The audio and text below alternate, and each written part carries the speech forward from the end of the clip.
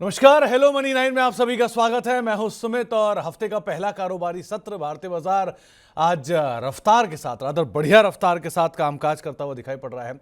कई ट्रिगर जो कि मार्केट्स में इम्पैक्ट कर रहे हैं और इन ट्रिगर्स का इम्पैक्ट आप देख भी रहे हो, जहां पर पहला ट्रिगर तो डोनाल्ड ट्रंप साहब की ओथ सेरेमनी, इसको मार्केट्स चीयर कर रहा है। दूसरी तरफ बढ़िया नंबर्स आए कोटक महिंद्रा बैंक के, विप्रो के, एसबीआई लाइफ के, टेक महिंद्रा के, इन सबके नंबर्स वीकेंड पे देखने को मिले और उन नंबर्स का इम्पैक्ट अलग अलग स्टॉक्स में अलग अलग तरीके से आ रहा है। इसमें दो स्टॉक तो लीड कर रहे हैं, जिसमें कोटक महिंद्रा बैंक ज़बरदस्त तेजी में और साथ ही साथ विप्रो नंबर्स के बीच में चलता हुआ दिखाई पड़ रहा है, प्लस सपोर्ट भी है बाकी पीएसयू बैंक्स, प्राइवेट बैंक्स का और साथ ही साथ रिलायंस जैसे हैवी वेट्स का सपोर्ट आता हुआ दिखाई पड़ रहा है।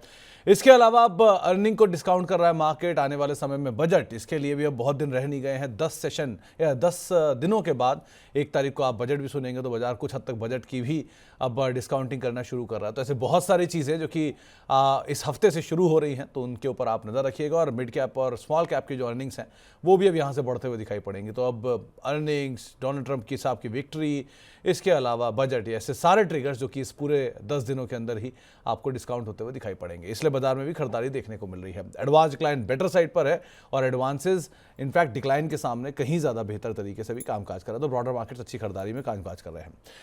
आगे हम बातचीत करेंगे आज अपने जानकारों से भी, लेकिन पहले जरा कुछ स्टॉक लेकर आते हैं आपकी स्क्रीन पर, जहां पर आज एक बढ़िया बज़ देखने को मिल रही है, जहां पर एक अच्छे अपडेट आते हुए दिखाई पड़ रहे हैं। पहले वो स्टॉक जो कि निफ्टी के टॉप गेनर्स है, टॉप लूजर्स के तौर पर शुमार है। टॉप लूजर्स में एसबीआई लाइफ का नाम है, नंबर्स अच्छे हैं लेकिन ऑलरेडी डिस्काउंटेड थे, इसलिए बिकवाली, श्रीराम फाइनेंस बिकवाली में, ट्रेंट और HDFC life, in fact insurance space में थोड़ी सी प्रॉफिट टेकिंग या बिकवाली कह लीजिए आज के सत्र में आते हुए दिखाई पड़ रही है। निफ्टी के टॉप गेनर्स में जो नाम शुमार है उसमें कोटक महिंद्रा बैंक एक जबरदस्त तेजी के साथ कामकाज कर रहा है। विप्रो नंबर्स का इंपैक्ट है, बजाज फाइनेंस नंबर से पहले चल रहा है। एक टाइप के बीच में एक टेलीकॉम मेजर के साथ टाइप किया है, जिसका एक इंपैक्ट देखने को मिल रहा है। प्लस एनटीपीसी में भी खरीदारी देखने को मिल रही है आज के सत्र के अंदर। इसके अलावा मिड कैप के टॉप गेनर्स में आइडिया का नाम शुमार है। एजीआर के ड्यूज कम हो सकते हैं, ऐसी अटकलों के बीच में खरीदारी। कल्याण ज्वेलर क्लियर कट आज शॉर्ट कवरिंग का कैंडिडेट, हालांकि अभी बैन में है लेकिन बढ़िया शॉर्ट कवरिंग और कुछ हद तक मैनेजमेंट का क्लैरिफिकेशन। मोतीलाल ओसवाल का, जिसके बाद खरीदारी। मासगांव डॉक यहाँ पे खरीदारी है और मैनकाइंड फार्मा में खरीदारी आज के सत्र में दिखाई पड़ रही है। बिकवाली है वोल्टास में, इंडियन होटल में, भारतीय हेक्साकॉम और मैक्स फाइनेंशियल, कुछ और ऐसे नाम जहां पर आज के सत्र में बिकवाली आपको दिखाई पड़ेगी। इसके अलावा स्मॉल कैप साइड पे आज जहां पर अच्छी तेजी है उसमें टीटीएमएल यहाँ पे खरीदारी में है, क्रेडिट एक्सिस ग्रामीण में खरीदारी है, तेजस नेटवर्क में खरीदारी है और रेडिंगटन में कुछ हद तक खरीदारी देखने को मिल रही है। बिकवाली वाली साइड पर कुछ नामों की अगर बात की जाए तो उसमें आता है बीएलएस इंटरनेशनल, 2-3 दिन तक लगातार तेजी, उसके बाद बिकवाली। एसडब्ल्यू सोलार, स्वान एनर्जी में आज एक काम की लिस्टिंग हुई है, उसका एक इम्पैक्ट कह लीजिए। और आरके फोर्जिंग जहां पर कुछ हद तक बिकवाली आज के सत्र में आते हुए दिखाई पड़ रही है। तो ये तो रहा बाजार का आज का लेखा जोखा। अब आज बातचीत करते हैं हमारे जानकार से। आज हमारे साथ बातचीत करने के लिए एक और नए खास मेहमान मौजूद हैं। आदित्य जी हमारे साथ मौजूद हैं आज अहमदाबाद से बातचीत करने के लिए। आदित्य सर को आपने अलग अलग न्यूज़ चैनल्स पे देखा होगा, बिजनेस चैनल पे देखा होगा, अपनी कॉल्स देते हुए, दर्शकों के सवालों के जवाब देते हुए, निफ्टी स्ट्रेटजी बताते हुए। ट्विटर पे भी काफ़ी एक्टिव है आदित्य सर, मेरे पुराने मित्र भी हैं और बहुत समय से मार्केट्स को ट्रैक भी कर रहे हैं। आदित्य सर नमस्कार, स्वागत है कार्यक्रम में।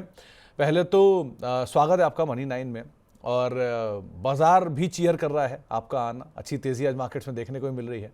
ये तेज़ी कहाँ तक जाते हुए देख रहे हैं आप? क्या होगा निफ्टी बैंक में?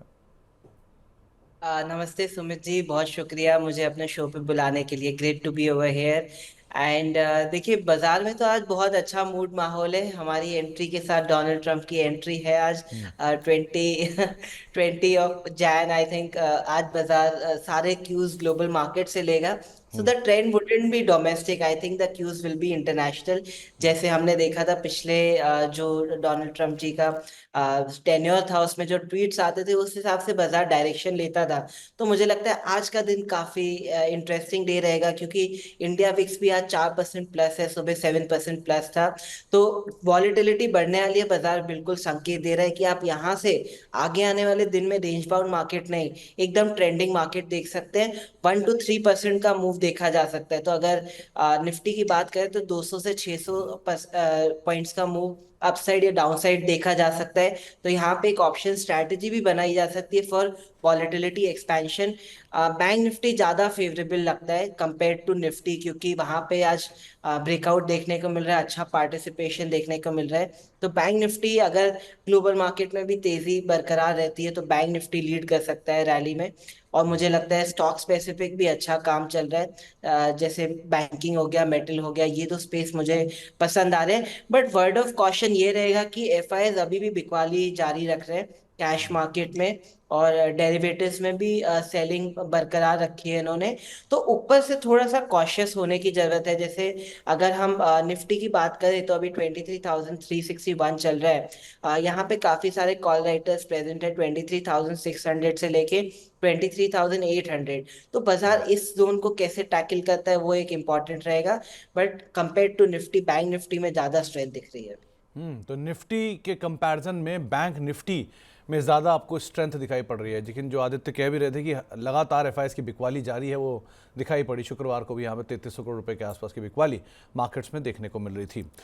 चलिए, अब आदित्य जी से हम बातचीत करेंगे कुछ सवालों पर, और दर्शकों के सवाल आने शुरू हो भी गए हैं, उन पर हम बातचीत करेंगे। लेकिन उससे पहले अगर आपका भी कोई सवाल है, आप भी इस कार्यक्रम का हिस्सा बनना चाह रहे हैं और आदित्य जी से कोई भी सवाल पूछना चाह रहे हैं, तो आपके लिए तरीका आपकी स्क्रीन पर आएगा। आप व्हाट्सएप के जरिए 9311121874 ये व्हाट्सएप नंबर है, इसके जरिए आप इस कार्यक्रम का हिस्सा बनेंगे। money9query@tv9.com ये ईमेल आईडी है जिसके जरिए आप इस कार्यक्रम का हिस्सा बनेंगे। और अगले 1 घंटे तक आदित्य जी हमारे साथ मौजूद रहेंगे, तो हम बातचीत करते रहेंगे अलग अलग सवालों को लेकर। तो आप सीधे सीधे भी हमारे साथ जुड़ सकते हैं और बातचीत करते हैं सवालों को लेकर भी। आदित्य जी, पहला सवाल जो आया है वो आया है बीएफ यूटिलिटीज़ के ऊपर। 50 शेयर हैं और 309 रुपये के दाम पर खरीदारी है। ये न्यूज़ फ्लोज में कम रहता है, लेकिन हाँ, जब चलता है तो एक तरफा मूवमेंट होता है इधर साइड। आप कैसे देख रहे हो इसको? बिल्कुल, काफी दमदार स्टॉक है, बहुत टाइम से शांत रहता है, फिर मूव आता है तो 20 to 40% का मूव कितनी बार इसने रिपीट किया है। अभी उसी तरीके से अपने सेकंड फेज में, जहाँ पे कंसोलिडेशन के फेज से गुजर रहा है, तो इसमें बारूद आने के लिए एक ब्रेकआउट चाहिए। और वो ब्रेकआउट आएगा इसमें 910 के ऊपर। 910 के ऊपर निकलता है तो stock higher high high low pattern बनाएगा, और फिर ये दौड़ लगा सकता है टुवर्ड्स लेवल ऑफ 970 से लेके एक 1030 का। तो ये ब्रेकआउट लेवल का इंतजार करें स्टॉक में बारूद भरने के लिए, अदरवाइज स्टॉक अभी एक नैरो रेंज में कंसोलिडेट कर रहा है। ओके, प्रदीप दिदवानिया साहब का सवाल है, ये फिनिक्स मिल्स में एंट्री करने की इच्छा रख रहे हैं, और यूजुअली फिनिक्स मिल्स पिछले कुछ समय का तो एक बहुत स्ट्रांग परफॉर्मर रहा है, अब थोड़ा सा साइडवेज जैसा लग रहा है। आप कैसे रीड कर रहे हो उसको? बिल्कुल, देखिए रियल एस्टेट काउंटर्स थोड़े टाइम से करेक्शन में जा रहे हैं, और इसका रीजन भी है कि काफी डिमांड प्रेजेंट नहीं है ऑन द ग्राउंड। अगर आप मैनेजमेंट को सुनेंगे या ऑन डिमांड देखेंगे तो थोड़ी सी डिमांड मिसिंग है, लिक्विडिटी क्रंच चल रहा है बाजार में। एंड इंटरनेशनली भी मैं ऑब्जर्व करता हूँ मार्केट्स को, वहां पे भी रियल एस्टेट स्टॉक्स में करेक्शन चल रहा है। और आखिरी अगर टेक्निकली अगर हम बात करें तो एक शानदार रैली है इस स्टॉक में देखने को मिली। ऑलमोस्ट लेवल्स ऑफ 600 से लेके स्टॉक ने दौड़ लगाई 2000 की।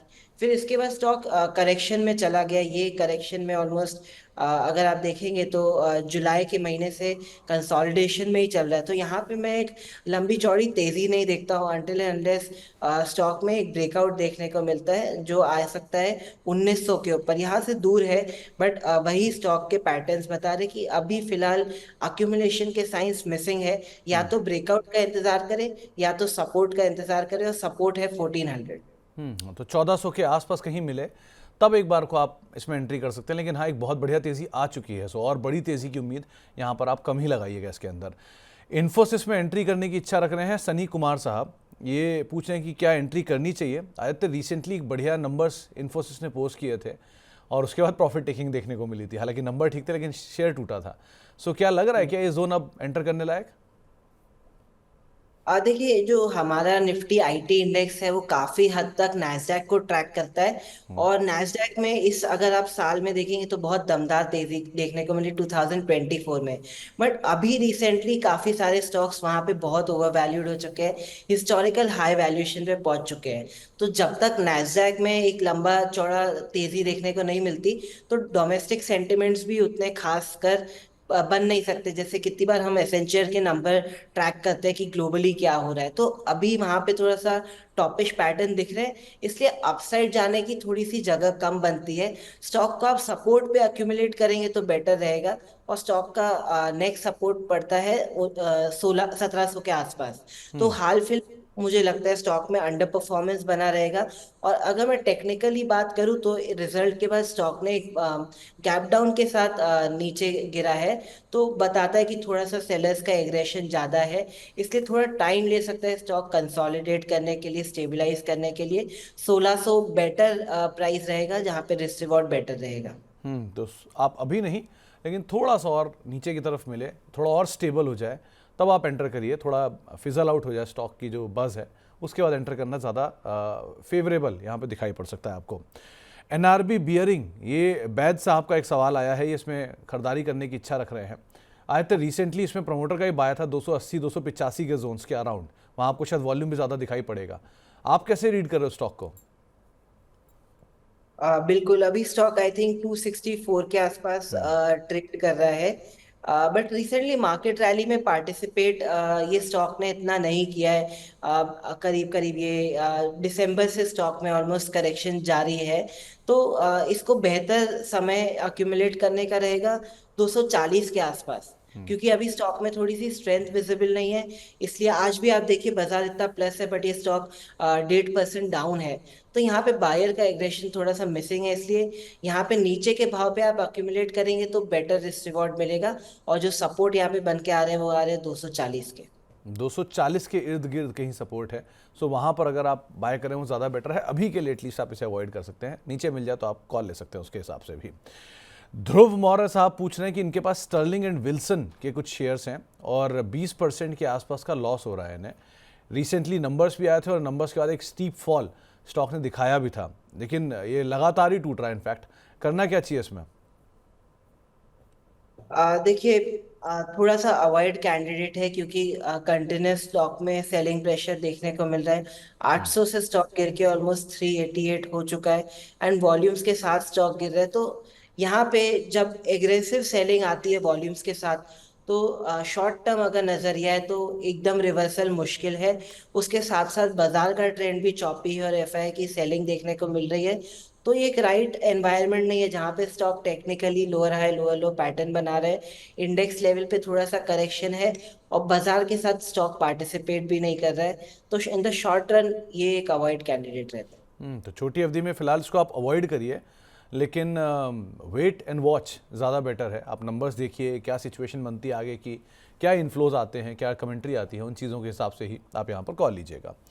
इसके अलावा एक सवाल अदानी पोर्ट को लेकर आया है। नया निवेश करने की इच्छा रख रहे हैं। आदित्य आपके ही साइड की एक कंपनी है और आप बखूबी जानते भी हैं इसके इन एंड आउट। सो करना क्या चाहिए अदानी पोर्ट में? बिल्कुल, देखिए यहाँ पे अहमदाबाद में सबसे पॉपुलर कंपनी अदानी ग्रुप की ही है। एंड स्टॉक ने अच्छा बेहतरीन परफॉर्मेंस भी दिखाया। जो रीसेंट डिप मिली थी वहाँ पे बायर्स का एग्रेशन अच्छा देखने को मिला। 1000 से स्टॉक में रैली देखने को मिली 1300 तक।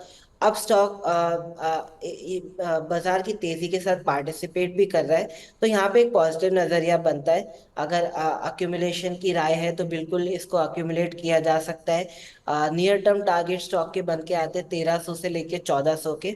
तो यहाँ पे नजरिया पॉजिटिव रहता है। इन केस स्टॉक अपना प्रीवियस स्विंग लो तोड़ देता है 990 का, तो यहाँ पे टेक्निकली एक स्टॉप लॉस हिट हो जाता है। अदरवाइज स्टॉक में नजरिया पॉजिटिव बनता है। तो 990 एक लेवल है, इसको आप ध्यान रखिएगा। अदरवाइज स्टॉक के अंदर आप बने रहिए, नज़रिया पॉजिटिव है।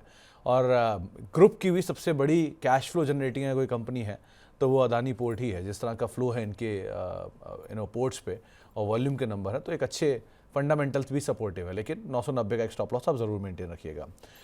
इसके अलावा सुजलॉन, ये दूसरा नाम है। अमित कुमार जी का सवाल है और ये भी आपकी साइड की ही स्ट्रांगली परफॉर्मिंग कंपनी है। 2023 का तो स्टार परफॉर्मर था ये। इनकी खरीदारी है 67 रुपये के दाम पर और ये अवधि भी दे सकते हैं, लंबी अवधि के लिए बने रह सकते हैं सुजलॉन में। करना क्या चाहिए ना? देखिए, स्टॉक बहुत बेहतरीन परफॉर्मर रहा है, बट तब एक थीम चल रहा था, सोलर पावर और रिन्यूएबल एनर्जी का थीम चल रहा था, जहाँ पे आपने सारी power company, renewable energy, green energy companies में बेहतरीन परफॉर्मेंस देखा।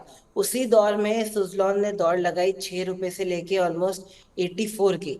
तो स्टॉक 15x हो चुका है अभी। स्टॉक खुद टाइम ले रहा है to digest the gains, time correction कर रहा है यहाँ पे, प्राइस करेक्शन कर रहा है। तो यहाँ पे समय लग सकता है स्टॉक को डाइजेस्ट करने में जो गेन्स आए हैं। तो मैं एक्सपेक्ट नहीं कर रहा हूँ कि यहाँ पे शॉर्ट टर्म अवधि में, शॉर्ट टाइम में बहुत लंबी चौड़ी दौड़ लगेगी। स्टॉक कंसोलिडेट करता रहेगा, थोड़ा सा टाइम लेगा टू डाइजेस्ट द वैल्यूएशन जो अभी स्टॉक का हो चुका है, और जो गेन्स है। तो यहाँ पे सेल ऑन राइज नजरिया रहेगा अगर शॉर्ट टर्म नजरिया है तो। और लॉन्ग टर्म अगर आपका नजरिया है, अगर 3 to 5 years से ज्यादा का नजरिया है, तो ही इधर व्यू बनाए। क्योंकि सेकंड पॉजिटिव ये है कि डोनाल्ड ट्रंप रिन्यूएबल एनर्जी पे पॉजिटिव नजरिया नहीं रखते। तो पॉलिसी का इफेक्ट देखने को मिलता है, सेलिंग प्रेशर इसलिए देखने को मिलता है। इसलिए मुझे लगता है कि वो थोड़ा सा एक नेगेटिव ट्रिगर है। एंड सेकंड, स्टॉक अभी 200 पे मूविंग एवरेज के नीचे ट्रेड कर रहा है, तो वो भी थोड़ा सा सेलर का एग्रेशन बता रहा है। तो ये एक सेल ऑन राइज कैंडिडेट रहेगा शॉर्ट टर्म और मीडियम टर्म पर्सपेक्टिव से। एक जो सवाल आया है सुनील जी का, ये इन्वेस्ट करना चाहते हैं अदानी पावर में। 100 शेयर हैं, 561 रुपये के दाम पर इनके पास खरीदारी भी है। अदानी पोर्ट और अदानी ग्रुप में ही काफ़ी ज़्यादा गिरावट हाई लेवल से आ चुकी है, तो अदानी पावर कंफर्टेबल जोन में है क्या? अदानी पावर अच्छा है। स्टॉक में आप देखें तो नीचे से बहुत लंबा चौड़ा एक्यूमुलेशन देखने को मिलता है, बहुत हैवी वॉल्यूम्स देखने को मिलती है। तो ये बायर्स का एग्रेशन बता रहा है, तो ये एक बाय ऑन डिप्स कैंडिडेट बिल्कुल बनता है। और अगर नीचे के लेवल पे मिले तो बेहतरीन है। 450 इसका एक बहुत मजबूत सपोर्ट है, वहां पे मिले तो भी कर सकते हैं। और अपनी बाइंग को फेजेस में डिवाइड करें, थोड़ा थोड़ा अभी ले, थोड़ा गिरावट में ले। इंपॉर्टेंट चीज ये है कि जब बाजार का ट्रेंड और स्टॉक का ट्रेंड तेजी में होता है तो आपको इमिजिएटली रिजल्ट मिलता है। बट इधर स्टॉक का ट्रेंड पॉजिटिव है, बट बाजार थोड़ा सा करेक्ट कर रहा है, एफआई की सेलिंग देखने को मिल रही है। इसलिए अपनी बाइंग को थोड़ा फेजेस में डिवाइड करें तो आपका एवरेज प्राइस अच्छा बैठेगा। लॉन्ग टर्म का नजरिया यहाँ पे पॉजिटिव बनता है। तो लंबी अवधि का नजरिया पॉजिटिव है, लेकिन खरीदारी एक बार में ना करें। जो आरुष आपको समझा भी रहे हैं कि अभी थोड़ा थोड़ा थोड़ा थोड़ा स्टैगर वे में बाय करें, जहां मौके अच्छे मिले वहां पे आप एंटर करें, कि अर्निंग सीजन चल रहा है तो कभी भी कोई भी एक्सीडेंट हो सकता है। सो इस लिहाज से ध्यान संभल के ही आप लोग रणनीति बनाइएगा। इसके अलावा एक सवाल आया है जुपिटर वैगन को लेकर, जैद अली साहब का ये सवाल है। आरुष, वैसे भी ये बजट की थीम जो है वो शुरू होती है, रेलवेज, फर्टिलाइजर्स, टेक्सटाइल्स, आमतौर पे बजट से पहले इनमें हलचल आती है। सो इनके पास जुपिटर वैगन है, 570 रुपये के दाम पर खरीदारी है। इनके पास फरवरी तक का टाइम है, यानी कि बजट को ही आधार मान के शायद निवेश कर रहे हैं। आप क्या राय रखते हो? देखिए, 1 फेब को बजट है और आज ऑलमोस्ट 20 हम पार कर चुके हैं। तो 10 दिन का इसमें यहाँ पे मूवमेंट है, और मुझे लगता है इंटरनेशनल बाजार के हिसाब से भी बाजार में हलचल हो सकती है। तो यहाँ पे मेरा शॉर्ट टर्म ही तेजी का, मतलब छोटी मोटी तेजी का यहाँ पे नजरिया बनता है। 2 बार स्टॉक में बहुत अच्छा अक्यूमुलेशन देखने को मिला, 11 दिसंबर और 16 जैन, किसी ने यहाँ पे लंबी चौड़ी बाइंग की है। तो शॉर्ट टर्म एक स्पाइक आपको देखा जा सकता है टिल लेवल्स लाइक 550 से लेके 590 के लेवल्स है, जो स्टॉक में फिबोनाकी लेवल्स बन के आ रहे हैं ऊपर की साइड। यहाँ पे स्टॉक आए तो मुनाफा वसूली का सोचे, बहुत लंबा नजरिया नहीं रखे, क्योंकि रेलवे काउंटर एक फ्लेवर हो चुका है बाजार का। और काफी यहाँ पे एग्रेसिव अक्यूमुलेशन देखने को मिला है रिटेल इन्वेस्टर्स, और पैटर्न्स भी थोड़े से सुस्त आ चुके हैं यहाँ पे। तो मैं बहुत लंबी चौड़ी इधर तेजी नहीं देख रहा हूँ। आप क्विक रहे अपना मुनाफा घर ले आने में, क्योंकि ऊपर से सेलिंग बन सकती है जल्दी बजट के बाद। क्योंकि यहाँ पे वही न्यूज रहता है, buy on rumours sell on news. तो अभी फिलहाल अच्छी वॉल्यूम्स है, उसके चलते नजरिया न्यूट्रल टू पॉजिटिव बनता है। बट ऊपर के लेवल पे आप ध्यान दें, क्विक रहें अपना मुनाफा बटोरने में। तो यहाँ पर इंपॉर्टेंट पार्ट है कि आप छोटी अवधि के ट्रेडर हैं। सो आपको ये चीज़ बहुत ही ध्यान से करनी है कि इसमें एग्जिट कब लेना है। एंट्री तो फिर भी ठीक है, लेकिन एग्जिट इज़ वेरी क्रूशल, तो उसको आप ज़रा ध्यान रखिएगा। अब उदयपुर चलते हैं, वहाँ पे हमारे साथ एक दर्शक मौजूद है बातचीत करने के लिए। सर नमस्कार। नमस्ते। नमस्कार सर, क्या सवाल है आपका? ये ममता मशीनरी वाला लिया था 629 में। ममता मशीनरी के शेयर लिए थे 629 रुपये के दाम पर। फ्रेश बाइंग ली थी 629 पे 40 के। तो एक बात बताइए सर कि ये जब ऑलरेडी बहुत स्ट्रांगली लिस्ट हुआ राजकुमार जी, उसके बाद आपने क्यों इसमें इतनी बड़ी एंट्री करी? ये मानते हुए कि ऊपर जाएगा, जीएमपी अच्छी थी ना। ओके, तो आपने खुलते के साथ ही ले लिया इसको? जी जी जी, उसके बाद अपर सर्किट लग गया था इसका। फिर आप निकले नहीं उसमें? नहीं निकले, फिर तो लोअर सर्किट लगते रहे बराबर, 3 बार लोअर सर्किट लगा, कैसे निकलते? इनफैक्ट जो भाव पे आपने खरीदा है वही इसका ऑल टाइम हाई भी है, 630 रुपए हाँ वो के टाइम आसपास था आपने 629-30। 629-30 पे आपने खरीदारी की और 649 का इसका ऑल टाइम हाई बना उस दिन एक बार के लिए, और फिर उसके बाद से लगातार बिकवाली है। हमेशा राजकुमार जी एक चीज़ का ध्यान रखिए कि अगर कोई चीज़ आपको लंबी अवधि के लिए खरीदनी है तो आराम आराम से उसको समय बिता लेने दीजिए, बाजार कहीं भागा नहीं जा रहा। और अगर आपको आईपीओ का जीएमपी अच्छा दिख रहा है तो इसका मतलब तो आपको लिस्टिंग गेन में निकल जाना चाहिए था, क्योंकि जीएमपी अच्छा तो तभी होता है, उसका मतलब यही है कि अच्छा लिस्टिंग गेन मिलेगा, उसे लेकर निकल सकते हैं। खैर क्या करना चाहिए आदित्य जी? इनके पास वैसे तो आपके पास चार्ट्स बहुत होंगे नहीं इसके, क्योंकि अभी तो लिस्ट ही हुआ है, लेकिन इनकी खरीदारी 629 रुपये के दाम पर है, जो ऑल टाइम हाई के करीबी है। अब बहुत ऑप्शन बचे नहीं है, अभी क्या करें? बिल्कुल, देखिए स्टॉक पहले दिन तेजी दिखा के फिर कंटिन्यूस सेलिंग दिखा रहा है, तो टेक्निकली ये एक थोड़ा सा नेगेटिव साइन माना जाता है। तो आप इधर लेवल बेस्ड अप्रोच फॉलो कर सकते हैं। अभी स्टॉक एक टेक्निकल वीकनेस में है, तो यहाँ पे इतना पॉजिटिव नजरिया नहीं बनता है। बट इनके स्टॉक अपना रेजिस्टेंस क्रॉस करता करता है जो है 640। अगर 640 का जोन क्रॉस करता है फिर आप इधर वापस निवेश कर सकते हैं, क्योंकि अब स्टॉक एक न्यू हायर टेरिटरी में निकल जाएगा और वहां से तेजी के आसार बनेंगे।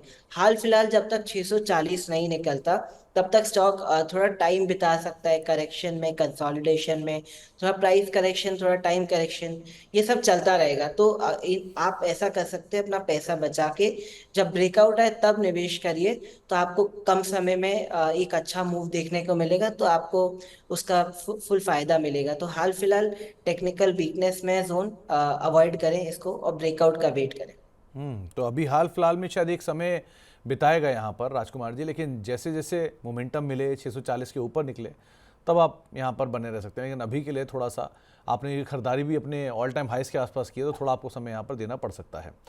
एक सवाल एनएचपीसी पर आया है, 550 शेयर हैं, 80 रुपये के दाम पर खरीदारी है, करना क्या चाहिए इसमें? क्योंकि आदित्य जी ये चला एक तरफा और चल के अब रेंज के अंदर कामकाज कर रहा है, ना केवल ये बल्कि पीएसयू पूरा, कुछ दिन तेजी फिर कुछ दिन बिकवाली। अभी क्या करा जाए इसमें? बिल्कुल, देखिए बजट आ रहा है और बजट का इधर तड़का लगा हुआ है। और 72 से स्टॉक ऑलमोस्ट 80 आया है, ये बजट का ही तड़का है। और जितने भी पीएसयू काउंटर्स है वो यही एक्सपेक्टेशन में बढ़ते हैं कि कुछ फायदा मिलेगा उधर से।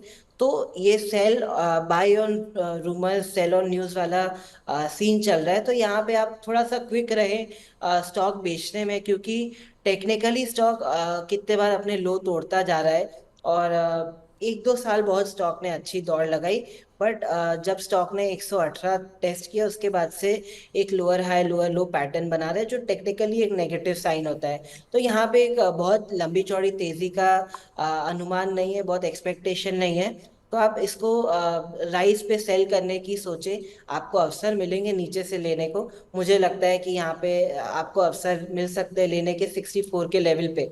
तो हाल फिलहाल तो मेरा इधर अवॉइड और सेल ऑन राइस का नजरिया बन रहा है। तो थोड़ा सा सेल ऑन राइज का इस्तेमाल करिएगा। वैसे भी एक बहुत बढ़िया ड्रीम रन पूरा पीएसयू जो है वो दिखा चुका है, सो थोड़ा सा आपको एक बार को कॉशियस स्टांस यहाँ पर रखना होगा और क्विक यहाँ से निकलना होगा।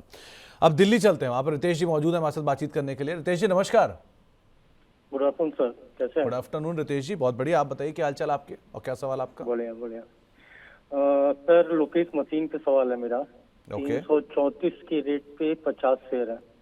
ओके, और कितना समय इसको आप और दे सकते हैं?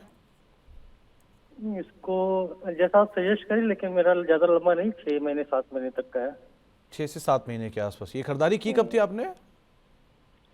ये और मेरे ख्याल से डेढ़ 2 महीने लगभग हो गए, ऑलमोस्ट 1.5 1.5 से महीने 2 के महीने हो करीब। गए। Okay okay. Aditya ji Lokesh machinery कम ट्रैक होता है, ये कम इसमें बातचीत भी होती है। जो शेयर जहाँ पर खड़ा है अभी वहाँ पर ऑलरेडी बहुत सारी चीज़ों डिस्काउंट करके बैठा है, बहुत काफ़ी गिरावट दिखा भी चुका है ऑलमोस्ट। सो अब करना क्या चाहिए इन्हें? देखिए 334 काफी पास है, जो इनका बाइंग प्राइस है उससे काफी पास में चल रहा है। तो इधर ज्यादा अफसोस करने की जगह नहीं है। और मुझे लगता है कि स्टॉक थोड़ा थोड़ा अपने लोस टेस्ट कर रहा है। पहले 350 का लो, फिर बाद में 320-30 का लो, अभी 300 का लो। तो सेलर्स थोड़े हावी हो रहे हैं, इनके इस बाजार में थोड़ा करेक्शन और बढ़ता है तो यहाँ पे नीचे जाने की जगह बनती है। बजट के रिलेटेड कुछ बाजार में रैली आती है तो आप इधर सेल का एक व्यू रखें। बट मुझे लगता है मीडियम टर्म में स्टॉक में इतनी स्ट्रेंथ नहीं है। तो यहाँ पे सेल ऑन राइज का नजरिया रखें। इनकेस आपका थोड़ा सा ज्यादा लंबा नजरिया 3 से 5 साल, तो आप इसमें बाय ऑन डिप्स का नजरिया रख सकते हैं, स्टैगर्ड मैनर में बाय कर सकते हैं। लॉन्ग टर्म के लिए एक अच्छा स्टॉक लगता है 3 से 5 साल। बट आपका अगर छोटा नजरिया है, कुछ दिनों का, हफ्तों का, महीनों का, तो मुझे इधर बहुत तेजी नहीं दिखती। बट लॉन्ग टर्म में काफी एक अच्छा कैंडिडेट लगता है तेजी के लिए। तो लॉन्ग टर्म के लिए आप बने रह सकते हो उसके अंदर, लेकिन शॉर्ट टर्म में जैसा कि आपका खुद का नज़रिया भी है, वहाँ पर शायद बहुत तेज़ी की उम्मीद ना हो। स्टॉप लॉस आपको बताया गया है, लेवल्स आपको बताए गए हैं, आप उनको अकॉर्डिंगली फॉलो कर सकते हैं। मानस जी के पास टाटा टेक के 1060 रुपये के दाम पर शेयर हैं और टाटा एलेक्सी के 6900 के दाम पर खरीदे हुए शेयर हैं। क्या इन दोनों में एवरेज करना चाहिए? आदित्य, ऑलरेडी टाटा टेक अच्छा खासा करेक्शन दिखा चुका है हाइस से, सो करना क्या चाहिए इन दोनों में? बिल्कुल। टाटा टेक्नोलॉजी बताया आपने, और दूसरा कौन सा टाटा स्टॉक एलेक्सी। बताया? टाटा एलेक्सी, करेक्ट। दोनों टेक्नोलॉजी सेक्टर से है। देखिए भाई, मैं बता रहा था कि टेक्नोलॉजी ने एक अच्छा रन देखा 2020 में और 21 में और 22 में भी। बट 22 से जो करेक्शन आया है उसमें से कई स्टॉक उभर के नहीं आया है। एंड टाटा टेक में आईपीओ के वक्त भी ये कंसर्न था कि वैल्यूएशन काफी स्ट्रेच्ड है, इसलिए वैल्यूएशन को जस्टिफाई करने के लिए स्टॉक नीचे उतरा है। बट अभी भी जो टेक्नोलॉजी सेक्टर है वो इंडिया में काफी चीप नहीं है compare to the past historical valuation. And जो अर्निंग्स आ रही है वो बहुत दमदार नहीं आ रही है रिसेंटली। एंड दूसरी चीज मैंने बताया कि इंटरनेशनल बाजार में टेक्नोलॉजी स्टॉक्स बहुत महंगे हैं। इनकेस वहां पे करेक्शन चालू होता है तो यहाँ पे ऊपर जाने की इतनी जगह नहीं बनती। इसलिए मैं कहूंगा कि अवॉइड करें। सेल ऑन राइज कैंडिडेट है टेक्नोलॉजी स्टॉक्स। बट पॉजिटिव बात यह है कि आपको कुछ समय बाद सस्ते में स्टॉक अक्यूमुलेट करने को मिलेंगे। तो अभी फिलहाल अवॉइड करें, थोड़े टाइम बाद नजरिया बनाएं जब ये स्टॉक सस्ते हो जाए। हम्म तो आपके लिए राय यही कि अभी आप सिर्फ वेट करें और इनके भाव देखें। अगर धीरे धीरे सिचुएशन और बेटर होती है और नीचे आते हैं, वैल्यूएशन और कंफर्टेबल होते हैं, अर्निंग्स थोड़ी सी पिकअप करती है, तब एंटर करिए, वो ज़्यादा बेटर है। अभी के लिए एटलीस्ट आप wait and watch is a better choice. अब बातचीत करने के लिए एक सवाल MRPL पे आया है और इनकी 193 के दाम पर खरीदारी है और इनके दो सवाल हैं आदित्य। पहला कि इनका भाव आएगा कि नहीं आएगा, दूसरा अगर इनका भाव आता है तब इन्हें क्या करना चाहिए, तब इन्हें बने रहना चाहिए, निकल जाना चाहिए? बिल्कुल। कितना प्राइस है इनका? 193, 193। ओके, 193। राइट, तो स्टॉक अभी सपोर्ट पे ही है। आप वेट कर सकते हैं कुछ हाल के लिए। इसका ये 2018 में भी स्टॉक इधर स्टेबल हुआ था 150 140 के लेवल पे। तो अभी आप थोड़ा वेट कर सकते, देखिए स्टॉक में एक उछाल देखने को मिलता है कि नहीं। यहाँ पे जो रेजिस्टेंस है वो 190 के ही है। तो 190 अगर आ जाता है तो ज्यादा मन में लालच नहीं रखें और तेजी की। अगर 190 के लेवल आते हैं तो यहाँ पे एक निकलने का मन बनाए। और दूसरी चीज मैंने बताया कि बाजार में करेक्शन चल रहा है, थोड़ा एफआई की सेलिंग चल रही है, इसलिए थोड़ा आपको समय देना पड़ सकता है। शॉर्ट टर्म में अभी फिलहाल मिड कैप स्मॉल कैप में करेक्शन चल रहा है, तो शॉर्ट टर्म में मैं इधर कोई रिजल्ट एक्सपेक्ट नहीं करता हूँ। इन केस मीडियम टर्म में यहाँ पे आपको उछाल देखने को मिल रहा है 190 का लेवल, तो आप एग्जिट करें। तो हाल फिलहाल वेट एंड वॉच यू है। इन केस बाजार में करेक्शन थोड़ा ज्यादा गहराता है तब आप एक बार इधर रीअसेस करें। तो अभी के लिए आप वेट करें, 190 के ऊपर कहीं मिले तो आप थोड़ा थोड़ा निकलने की कोशिश करें और कहीं दोबारा आपको नीचे के लेवल मिलेंगे तब उसके हिसाब से आप फिर रणनीति बनाइएगा। लेकिन अभी के लिए ही राय है कि आप 190 195 की जोन पे कहीं आए तो आप निकलने की भी कोशिश कर सकते हैं। अब चलते हैं हम हरियाणा, हिसार। हमारे साथ वहाँ पर भी एक दर्शक मौजूद है बातचीत करने के लिए। सर नमस्कार। नमस्कार सर। नमस्कार सर, क्या सवाल है आपका? सर मेरा सवाल है यूनाइटेड स्पिरिट्स से 1440 में 56 शेयर लिए हैं, अभी हाल फिलहाल में जो गिरावट हुई थी उसमें खरीदे गए थे। तो धीरज जी, यूनाइटेड स्पिरिट्स कोई खास वजह? नहीं सर, लार्ज कैप शेयर है और कभी गिरावट होती है तो लार्ज कैप शेयर धीरे धीरे एक्यूमुलेट करनी चाहिए। इस संदर्भ में मैंने पूछा अगर और गिरता है या फिर क्या रेंज में रहता है तो मैं आगे के लिए एक्यूमुलेट करूं या फिर क्या रहेगा आगे के लिए, ये जानना था। धीरज जी, आप कब से मार्केट में इन्वेस्ट कर रहे हो अदरवाइज? सर मेरे को लगभग 1.5 साल हुआ है जी। चलिए बढ़िया। वैसे ये आपकी रणनीति अच्छी लगी कि आप लार्ज कैप में कभी भी फॉल आता है उसमें एंटर कर जाते हो। आदित्य, यूनाइटेड स्पिरिट्स करना क्या चाहिए स्टॉक में? ऑब्वियसली करीब करीब 1440 रुपए के दाम पे खरीदारी है इनकी, अभी क्या करें इसमें? ये बिल्कुल, देखिए इन्होंने काफी बेहतरीन स्टॉक चुना है। जहाँ रहते हैं वहाँ का फ्लेवर भी रहता है स्टॉक। और गिरदारी आप जब ये स्ट्रैटेजी फॉलो करते हैं ना, by the blue chip stocks when they fall, तो इसमें एक कैविएट होता है कि आप लॉन्ग टर्म नजरिए से कर रहे हैं, शॉर्ट टर्म नजरिए से नहीं कर रहे हैं। तो आप लॉन्ग टर्म नजरिए से इसमें स्टॉक में रणनीति फॉलो करें तो बहुत अच्छा है। ये स्टॉक की क्वालिटी भी बहुत अच्छी है, फंडामेंटल्स बेहतरीन है। और इस स्टॉक में शैलो करेक्शन ही देखने को मिलता है, बहुत हैवी करेक्शन देखने को नहीं मिलता है कंपेयर टू अदर स्टॉक।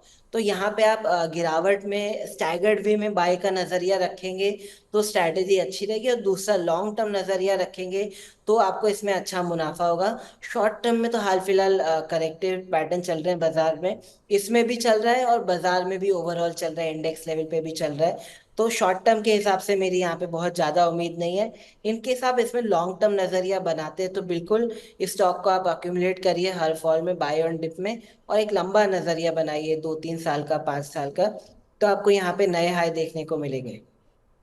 तो आदित्य अहमदाबाद से है, वो ड्राई स्टेट है वैसे, लेकिन अदरवाइज यूनाइटेड स्पिरिट्स पे राय उन्होंने आपके सामने रखी है। और करीब करीब अगर आप लंबी अवधि के लिए निवेश करते हैं, बात बिल्कुल सही है कि इसमें अगर पिछले आप शायद 5 से 10 साल भी उठा के देख लेंगे तो कोई बहुत बड़ी करेक्शन तब तक नहीं आई है जब तक कोई बहुत बड़ा इवेंट ना हो। जैसे कि लिकर बैन हुआ था तब एक बड़ी करेक्शन आई थी, या किसी बड़े इवेंट स्पेसिफिक बिकवाली आई थी, लेकिन अदरवाइज इतनी बड़ी बिकवाली आमतौर पे यहाँ पे देखने को मिली जो लॉन्ग लास्टिंग रही हो। सो अगर आपको कोई भी फॉल मिलता है आप वहाँ पर ऐड कर सकते हैं, उसके हिसाब से रणनीति बना सकते हैं। एक सबिहा जी का सवाल आया है, इनके पास BEL और ONGC पे ये जैन एंड तक के लिए होल्ड करके बैठे हैं, करना क्या चाहिए आदित्य? ये दोनों PSUs अगेन, और यह भी बजट से पहले, एक ऑयल का मेजर और एक डिफेंस का मेजर, करना क्या चाहिए इन दोनों में? सुमित जी, देखिए हम गुजरात में रहते बट हमें ट्रैक करते कि ये जो डिमांड रहती है स्टॉक की, जैसे UBL की, काफी इलास्टिक नहीं रहती है। मतलब ये कांस्टेंट डिमांड चलती रहती है। बुरे समय में भी कंजम्पशन अच्छा रहता है, अच्छे समय में भी कंजम्पशन अच्छा रहता है। इसलिए ये सब स्टॉक्स में correction is very limited and फिर वापस एक अच्छा राइज देखने को मिलता है। तो एक ये अच्छा नजरिया था। Coming back to the question कि आप पूछ रहे थे एक BEL और ONGC। बिल्कुल। देखिए ONGC एक अच्छा स्टॉक रह सकता है अक्यूमुलेशन के लिए, क्योंकि रिसेंटली स्टॉक ने अच्छी तेजी बताई, 268 पे अभी चल रहा है, और नीचे जो 230 का लेवल है वहां से एक अच्छी दौड़ लगाई है। तो यहाँ पे बिल्कुल एक पॉजिटिव नजरिया बनता है। मीडियम टर्म में आपको ऊपर के साइड लेवल्स देखने को मिल सकते हैं, 300 से लेके 350। तो एक अच्छा ये लॉन्ग टर्म कैंडिडेट है यहाँ पे। एक अच्छा पॉजिटिव न्यू व्यू बन रहा है। एंड दूसरा स्टॉक आपने कौन सा बताया? BEL, Bharat electronics limited. Correct. देखिए PSU स्टॉक्स में एक अच्छी दौड़ देखने को मिली है, बट ओवरऑल PSU बास्केट काफी ओवर वैल्यूड है एंड रेजिस्टेंस फेस करता है ऊपर के लेवल पे। तो यहाँ पे मेरा बहुत ज्यादा पॉजिटिव नजरिया नहीं है। अगर बजट के चलते आपको एक अच्छा स्पाइक देखने को मिले, रेजिस्टेंस लेवल जैसे इनके इसके रेजिस्टेंस लेवल बन के आ रहे हैं 300 से लेके 320, तो मुनाफा वसूली का मन बनाए, क्योंकि मीडियम टर्म में सारे डिफेंस काउंटर्स थोड़े से ओवर वैल्यूड हैं। थोड़ा करेक्शन चाहिए इधर, time correction and price correction. तो ऊपर के लेवल पे मुनाफा वसूली का मन बनाए, और ONGC buy on dips candidate है यहाँ पे, लॉन्ग टर्म में आप खरीदारी का मन बनाए। ओके, तो ONGC बाय ऑन डिप्स और BEL को लेकर भी आपके सामने राय आदित्य ने रख दी है। अब हमारे साथ कोलकाता से KK मंडल साहब मौजूद हैं बातचीत करने के लिए। मंडल साहब नमस्कार। नमस्कार सर जी। नमस्कार मंडल साहब। नमस्कार सर, मेरा सवाल था सर बजाज ऑटो पे। तो बजाज ऑटो का शेयर ये फ्यूचर लिया था मैं 9,221 पे भाव से। सर, आपने मेरा इसी ये खरीदा मंथ का 25 फ्यूचर लॉन्ग कर जनवरी रखा, राइट? हाँ। ओके, और मतलब आप किस सिचुएशन में है? आपका जो 25 जनवरी है, फ्यूचर का लिया था मैं। हाँ तो हाँ। अभी क्या करें सर, उसमें थोड़ा गिरावट आया अभी उसमें। नहीं तो मंडल साहब, आपने फ्यूचर को रोल ओवर तो करोगे नहीं, इसी मंथ में आपको वाइंड अप करना है ना? हाँ ओके, तो करना क्या चाहिए आदित्य, इन्होंने खरीदारी की है बजाज ऑटो के फ्यूचर में करीब 9200 के दाम पर इनकी खरीदारी है। स्पॉट में भी ये 8500 के आसपास कामकाज कर रहा है, 700 रुपये वाइप आउट हो चुका है और फ्यूचर में इतना समय तक उसको होल्ड कर रहे हैं विदाउट स्टॉप। करना क्या चाहिए इसमें? देखिए थोड़ा सा डिफिकल्ट कॉल है क्योंकि स्टॉक कंटिन्यूसली एक लोअर लो पैटर्न बना रहा है और अपने मूविंग एवरेज के नीचे भी ट्रेड कर रहा है। तो यहाँ पे एक बहुत ज़्यादा दमदार तेजी का व्यू नहीं बनता है क्योंकि स्टॉक लोअर ट्रेंड का पैटर्न बना रहा है, मूविंग एवरेज के नीचे ट्रेड कर रहा है। बट बाजार ओवरसोल्ड होता है तो कभी कभी उछाल देखने को मिलता है, बट बहुत बड़ी तेजी देखने को नहीं मिलेगी। तो डिफिकल्ट टू से क्योंकि फ्यूचर्स में टाइम की बहुत वैल्यू है, फ्यूचर्स एंड ऑप्शंस में। और आज डोनाल्ड ट्रंप का भी पावर में आ रहा है तो वहां पे भी पॉलिसीज के हिसाब से स्टॉक में उतार चढ़ाव देखने को मिल सकता है। तो मैं एक प्रिसाइज इसमें नजरिया देना मेरे लिए मुश्किल होगा। बट एक लेवल बेस्ड अप्रोच अगर आपको फॉलो करना है तो यहाँ पे आप 8400 के नीचे जाए तो आप फिर से एक बार रीअसेस करें कि इसको रखना है कि नहीं। अदरवाइज थोड़ा सा आप इसको टाइम देके देखिए। और ऊपर की साइड में टेक्निकली बता रहा हूँ, टेक्निकली अगर 9200 पे आए तो फिर एक सेल का इधर नजरिया बना सकते हैं। अदरवाइज इसमें कोई अभी खास कुछ टेक्निकल इंडिकेशन मिल नहीं रहा है जो मैं बाय और सेल बता पाऊँ। तो आपके लिए बजाज ऑटो की एक रणनीति बताई गई है। वैसे भी ये शेयर एक तरफा चला था, 3500 से चलता हुआ ये 10,000 पहुंचा, फिर कंसोलिडेट किया, फिर दोबारा 12,000 की तरफ गया, फिर वहां से वापस अब नीचे आ रहा है। सो थोड़ा थोड़ा आप इसके ऊपर भी अदरवाइज नज़र बना के रखिएगा। एक सवाल आ रहा है IRFC के ऊपर, नरेंद्र जी पूछ रहे हैं करना क्या चाहिए इसमें। आदित्य, एक तरफा चला ये स्टॉक भी, इनफैक्ट पिछले साल का स्टार परफॉर्मर था, अब ये भी फिजल आउट हो रहा है स्लोली एंड स्टेडली। करा क्या जाए? बिल्कुल, देखिए बजट के आते हुए स्टॉक में एक्सपेक्टेशन बिल्ड हो गई है। 120 से स्टॉक में बाउंस बैक देखने को मिले 147। तो बजट का जो यूफोरिया है, बजट की जो पॉजिटिव न्यूज है, कुछ हद तक इसमें प्राइस्ड इन है। इसको आप बेचने की सलाह रखें। थोड़ा थोड़ा अभी बेच सकते हैं, थोड़ा थोड़ा बजट के वक्त बेच सकते हैं। ओवरऑल अगर आप स्टॉक को देखें तो करेक्टिव पैटर्न दिखा रहा है। इस स्टॉक ने अपना हाई लगाया था करीब करीब 220। जी चलिए, शायद आदित्य जिससे संपर्क टूट गया, लेकिन दोबारा उनसे हम बातचीत करने की कोशिश करेंगे। IRFC, इस केस में जरा इसका आप ईयरली चार्ट लेकर आइए, रादर पिछले 2 से 3 साल का चार्ट लेकर आए तो ज़्यादा सिचुएशन क्लियर दिखाई पड़ेगी आपको। क्योंकि यहाँ पर इस स्टॉक ने जब तेज़ी दिखाई थी तब 30 रुपये के आसपास का ये स्टॉक था और वहाँ से एक तरफा इसमें उछाल आता हुआ दिखाई पड़ा और उस ड्यूरेशन में नंबर्स की तो सपोर्टिव बाइंग थी ही, साथ ही साथ अदरवाइज भी फंडामेंटल एक्सपैंड करते हुए दिखाई पड़े। 30 के मल्टीपल पर स्टॉक अभी भी कामकाज कर रहा है जिस तरह के इसने मूव दिखाए हैं। और पिछले 3 सालों के अंदर ये स्टॉक, रादर 1.5 सालों के अंदर ये स्टॉक 32 रुपये से चलता हुआ और करीब करीब 200 प्लस तक के इसने हाइज बनाया, 217 218 तक के, और वहाँ से कंसोलिडेट हुआ। आदित्य, आपसे संपर्क टूट गया था, अपनी बात पूरी कर सकते हैं। बिल्कुल जी, देखिए IRFC में करेक्शन ही दिख रहा है और आप इसमें सेल ऑन राइज का नजरिया बनाएं। और देखिए खुशखबरी ये है कि आपको ये स्टॉक नीचे में बटोरने को मिल सकता है, अक्यूमुलेट करने को मिल सकता है। जो नीचे के लेवल में नियर टर्म में देख रहा हूँ वो है 115 से लेके 105। तो हाल फिलहाल आप जो पॉजिटिव सेंटिमेंट्स चल रहे हैं उसका फायदा उठा के यहाँ पे एक एग्जिट का आप नजरिया बनाएं। और नीचे के लेवल आए 115 से लेके 105, वहां पे बाइंग का मन बनाए, वहां पे रिस्क रिवॉर्ड बेटर है, यहाँ से मच बेटर है।